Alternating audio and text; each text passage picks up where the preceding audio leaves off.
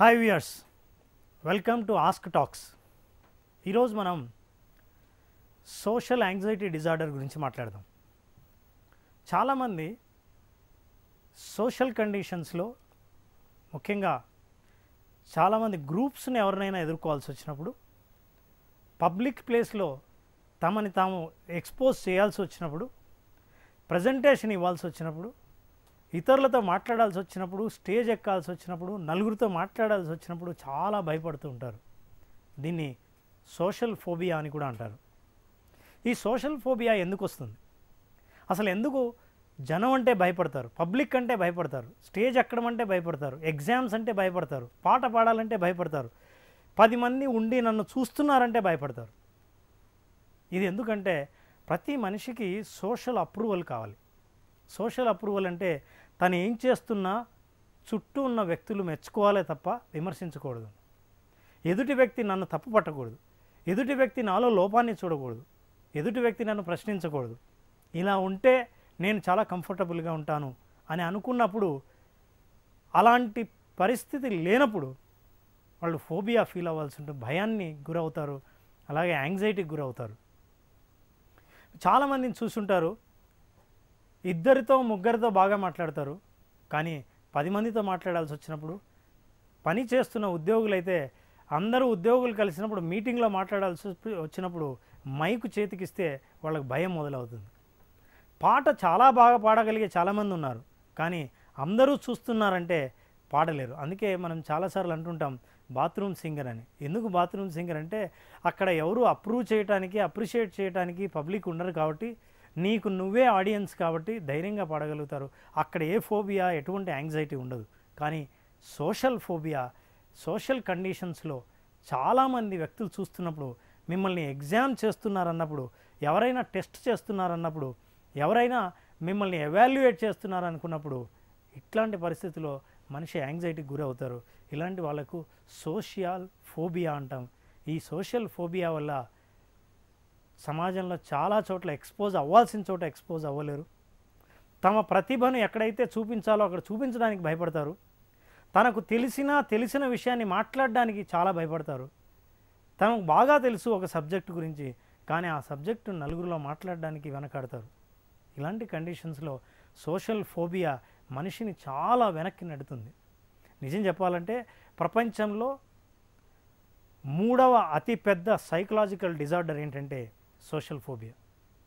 నలుగురిని ఎదుర్కోవటం, నలుగురితో మాట్లాడడం, కొత్త వారితో పరిచయం అయినా సరే వాళ్ళతో మాట్లాడాలంటే భయపడ్డం, ఎగ్జామ్ రాస్తున్నప్పుడు విపరీతమైన యాంగ్జైటీకి గురి అవ్వటం, మిమ్మల్ని ఎవరైనా పరీక్షగా చూస్తున్నారు అని అంటే ఎందుకు చూస్తున్నారు అని తెలియకుండానే చాలా ఆందోళనకు గురి కావడం.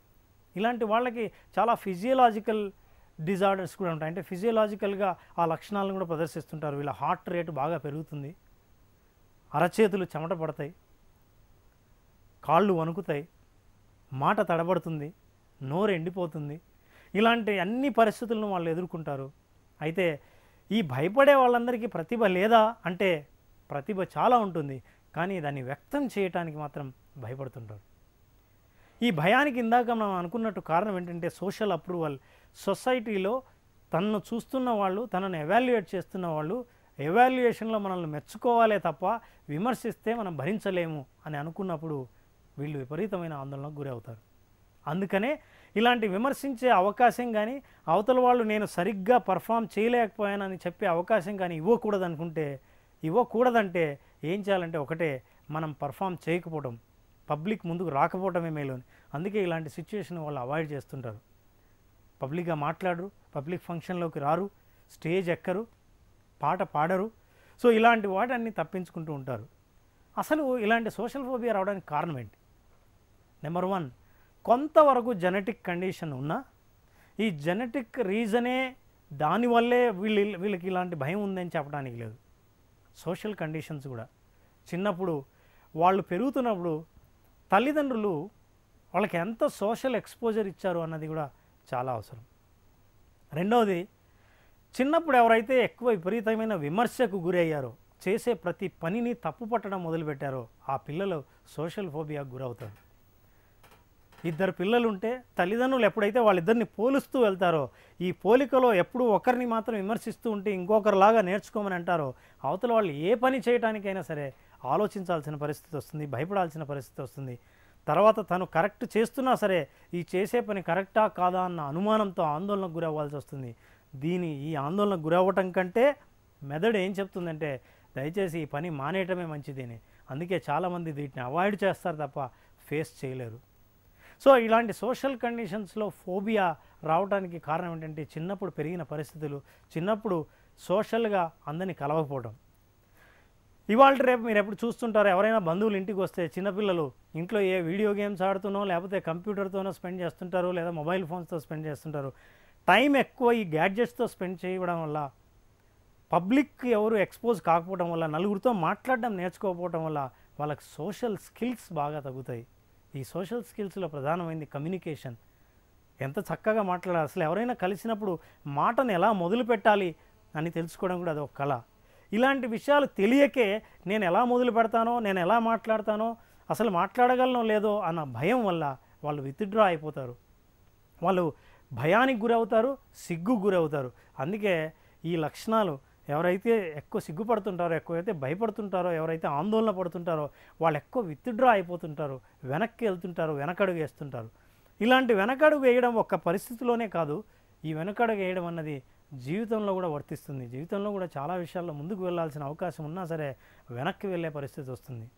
సో ఈ సోషల్ కండిషన్ అర్థం చేసుకున్నప్పుడు వీటికి చాలా రకాల మనం కారణాలు తెలుసుకున్నాం కాబట్టి వీటి సొల్యూషన్స్ గురించి ఆలోచిద్దాం. నెంబర్ 1, నిజం చెప్పాలంటే వీటికి సహాయపడడానికి చాలామంది సైకాలజిస్టులు, సైకోథెరపిస్టులు ఉన్నారు. కాగ్నిటివ్ బిహేవియరల్ థెరపీ అని ఈ థెరపీ వాళ్ళను ఈ భయం నుంచి బయటపడడానికి సహకరిస్తుంది. అలా కాకుండా ఎవరైనా సరే నేనే బయటపడాలనుకుంటున్నాను, నేను ఈ ఆందోళన నుంచి, ఈ భయం నుంచి, సోషల్ ఫోబియా నుంచి బయటపడాలని అనుకుంటున్నాను అని నిర్ణయించుకునే వ్యక్తి తన ప్రయత్నం ద్వారా డెఫినెట్గా బయటపడవచ్చు. ఆ భయం నుంచి ధైర్యంగా బయటకు వచ్చి తన ప్రతిభను 10 మంది ముందు చూపించవచ్చు. నిజం చెప్పాలంటే ఎదుటి వాళ్ళు విమర్శించకూడదంటే మనకు 2 రకాలైన పరిస్థితుల ద్వారా ఇతరులు విమర్శించకుండా చేయొచ్చు. ఉదాహరణకి మొదటిసారి నేను స్టేజ్ ఎక్కుతున్నాను, నేను మాట్లాడబోతున్నాను. ఎంతమంది అయితే ఈ ఆడియన్స్ ఉన్నారో వాళ్ళందరి దగ్గరికి వెళ్ళి అయ్యా దయచేసి మీరు నన్ను విమర్శించొద్దు, నేను మాట్లాడతాను, సరిగ్గా మాట్లాడకపోయినా సరే ఎవరు నవ్వొద్దు అని చెప్పడం ఒకటి. రెండవది వాళ్ళెవరూ నవ్వకుండా, వాళ్ళెవరూ విమర్శించలేనంతగా బాగా ప్రిపేర్ అయ్యి చెప్పడం ఒకటి. ఈ రెండిట్లో మీకు ఏది సులభం అనిపిస్తుంది? మొదటిదేమో ప్రతి ఒక్కరి దగ్గరికి వెళ్ళి చెప్పాలి. చెప్పిన తర్వాత కూడా వాళ్ళు మీ మాట విని వాళ్ళు విమర్శించరన్న గ్యారంటీ లేదు, నవ్వరన్న గ్యారంటీ లేదు. సో ఒకే ఒకటి గ్యారంటీ ఏంటంటే మనం చాలా ఎఫెక్టివ్ ప్రజెంటేషన్ ఇవ్వడం, మనము ఆత్మవిశ్వాసంతో మనల్ని మనం ప్రజెంట్ చేసుకోవడం.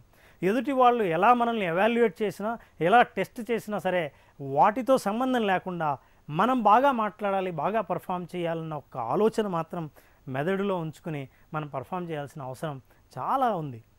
సో ఈ విషయాలను మనం దృష్టిలో పెట్టుకున్నప్పుడు ఈ భయం నుంచి నేను ఎలాగైనా బయటపడాలన్న సంకల్పం మనకు గట్టిగా ఉంటే మీరు థెరపీ కూడా తీసుకోవాల్సిన అవసరం లేకుండా ఈ ప్రయత్నం చేయొచ్చు. ఇలా ప్రయత్నం చేయాలనుకున్న వాళ్ళు ఇలా చేయండి. ఎవరికైనా సరే స్టేజ్ ఫియర్ ఒకటి తీసుకుందాం, లేదా నలుగురితో మాట్లాడాలన్న భయం ఉందనుకుందాం. డిపార్ట్మెంట్లో కానీ, కంపెనీలో కానీ, కాలేజీలో కానీ మీ స్నేహితుల ముందే నిలబడి మాట్లాడడానికి భయం ఉందనుకుందాం. ముందుగా మీరు ఒక ప్రయత్నం చేయండి. మిమ్మల్ని మీరు అద్దం ముందు మీరు ఏం మాట్లాడాలనుకున్నారో ప్రాక్టీస్ చేయండి. స్టేజ్ 2, మీకు బాగా దగ్గరున్న స్నేహితులు, ఏ స్నేహితులకైతే మీ గురించి బాగా తెలుసో వాళ్ళ ముందు ప్రజెంటేషన్ ఇవ్వండి. వాళ్ళ దగ్గర నుంచి ఫీడ్బ్యాక్ తీసుకోండి. ఎందుకంటే వాళ్ళు నవ్వినా విమర్శించినా మీరు ఫీల్ అయ్యే అవకాశం, బాధపడే అవకాశాలు చాలా తక్కువ. ఎందుకంటే వాళ్ళు చాలా క్లోజ్ ఫ్రెండ్స్, మీకు బాగా తెలిసిన వాళ్ళు. లేదా మీరు ప్రయత్నిస్తున్నావు అని తెలిసినప్పుడు వాళ్ళు విమర్శించకుండా సరైన ఫీడ్బ్యాక్ కూడా ఇవ్వచ్చు. మీకు ఆ ఫీడ్బ్యాక్ ద్వారా ఏమేమి ఇంప్రూవ్ చేసుకోవాల్సిన అంశాలు ఉన్నాయో వాటిని ఇంప్రూవ్ చేసుకొని, ఇప్పుడు 3కి ఇచ్చారు, ఈసారి 5 మందికి ఇవ్వండి, ఈసారి 10 మందికి ఇవ్వండి. అందులో 2-3 కొత్త వ్యక్తులు ఉండేటట్టు చూడండి. ఇలా 1 సారి, 2 సార్లు, 3 సార్లు, 4 సార్లు మీరు ఏదైతే పర్ఫామ్ చేయాలనుకున్నారో అది సాంగ్ కావచ్చు, ఒక టాక్ కావచ్చు, స్పీచ్ కావచ్చు, ప్రజెంటేషన్ కావచ్చు, ఇలాంటివి మెల్లిగా గ్రూపును పెంచుతూ వెళ్తూ ప్రతి గ్రూప్లో మీకు వచ్చిన ఫీడ్బ్యాక్ని తీసుకొని వాటిని ఇంప్లిమెంట్ చేస్తూ వెళ్తే దీన్ని సిస్టమిక్ ఎక్స్పోజర్ అంటారు. మెల్లిగా మిమ్మల్ని చిన్న గ్రూప్ నుంచి పెద్ద గ్రూపు, పెద్ద గ్రూపు నుంచి ఇంకా పెద్ద గ్రూపు, ఇలా వాళ్ళకి మీరు ఎక్స్పోజ్ అవ్వటం వల్ల జనాలు అంటే చాలామంది మిమ్మల్ని చూడటం, చాలామంది మీ మాట వినటం, చాలామంది మీ ప్రసంగం మీ పాట వినటం అలవాటు అయినప్పుడు, మీకు కూడా చాలామందిని స్టేజ్ మీద చూడటం అలవాటు అయినప్పుడు ఆ ఆందోళన మెల్లిగా తగ్గే అవకాశం ఉంది. అంతేకాకుండా ఇలా ప్రయత్నించినప్పుడు ఒక్కొక్క స్టేజ్లో ఇంప్రూవ్మెంట్ కూడా ఉండే అవకాశం ఉంది. ఇంతకుముందు చేసిన వాటికి అంటే ఇంకా బాగా చేసే అవకాశం ఉంది. ఇంతకుముందు ఏ తప్పులు చేశారో అవి అవాయిడ్ చేసే అవకాశం ఉంది. సో సోషల్ కండిషన్స్లో ఇట్లా పబ్లిక్ స్పీచ్ అనే భయం ఉన్నప్పుడు, సోషల్ ఫోబియా ఉన్నప్పుడు ఆ ఫోబియా నుంచి బయటపడడానికి ఇలా చేయొచ్చు. అలాగే నలుగురితో ఎవరితోనైనా కొత్త వ్యక్తితో మాట్లాడాలని అనుకున్నప్పుడు అసలు ఎలా మాట్లాడాలో, ఎలా మాటలు స్టార్ట్ చేయాలో తెలియనప్పుడు మీరు చేయాల్సిన పని ప్రాక్టీస్ చేసుకోండి. మొదటగా నిజానికి కోరిక ముఖ్యం. నేను దీని నుంచి బయటపడాలన్న కోరిక ఉంటే మిగతావన్నీ మీకు సహాయం చేయగలవు. మీకు కోరిక లేకుండా ఇది ఎలా బయటపడాలో అన్న మార్గం ఒకటి ఉంటే అది అలాగే పేపర్ మీదే ఉండిపోతుంది తప్ప మన మనసులోకి, మన శరీరంలోకి రాదు. సో అలా ఉన్నవాళ్ళు మనం ఎలా మొదలు పెట్టాలి, అవతల వాళ్ళని కనీసం 1 నిమిషం పాటు ఎంగేజ్ చేయగలిగితే ఆ నిమిషం దాటిన తర్వాత ఆ భయం నుంచి బయటపడే అవకాశాలు చాలా ఉన్నాయి. ఆ నిమిషం మనం ఎలా ఎంగేజ్ చేయాలి, ఏం మాట్లాడాలి అనే విషయాన్ని మాత్రం దృష్టిలో ఉంచుకొని మీరు కలపవచ్చు.